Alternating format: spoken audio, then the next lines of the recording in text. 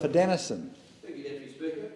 Deputy Speaker, fish farming has become a divisive issue in my home state of Tasmania.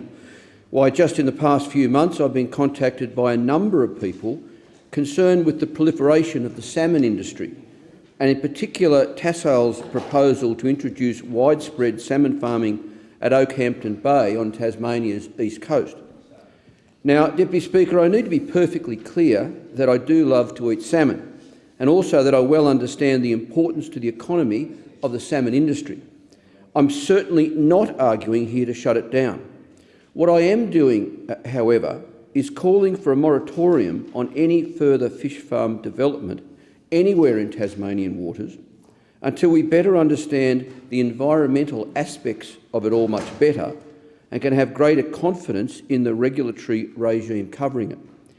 Deputy Speaker, we know that fish farming creates all sorts of marine pollution, not least because of the chemicals and feed pumped into the water, as well as the effluent produced from the fish. Of course, this has a detrimental effect on water quality, and it also reduces oxygen levels in the surrounding waters. Why, even the original leaseholder at Oakhampton Bay has come out in recent weeks and said that the area is indeed no good for salmon farming anymore. Frankly, there can be no doubt then that anything less than world's best practice fish farming is unacceptably bad for the environment, and that puts at risk not only our marine and bird life, but also our clean waters and beaches, and jeopardises our tourism industry as well as our recreational and commercial fisheries. So how crazy is that, Deputy Speaker?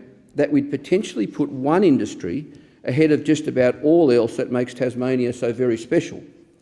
Of course, the unease with fish farming in Tasmania has all the more substance because of the history of the forestry industry in the state and the way in which that industry was fawned over by countless Labor and Liberal politicians, while some of the world's most precious natural environments were literally bulldozed. No wonder so many Tasmanians are cynical about the next big thing and all the promises that accompany it. Deputy Speaker, what's needed now is really quite simple, and that's to stop any expansion of the industry until the very best minds do the research and determine the right way forward, a way that genuinely satisfies the triple bottom line criteria so that, yes, the fish farms are financially viable, but also that they meet the most stringent social and environmental criteria. And the Tasmanian government also needs to establish the very best regulatory framework, one that can win the complete confidence of the community. That's what's needed. That's what will put the industry on a genuinely sustainable footing and ensure Tasmania continues to supply the country and indeed the world with the very best produce. Thanks, Deputy Speaker.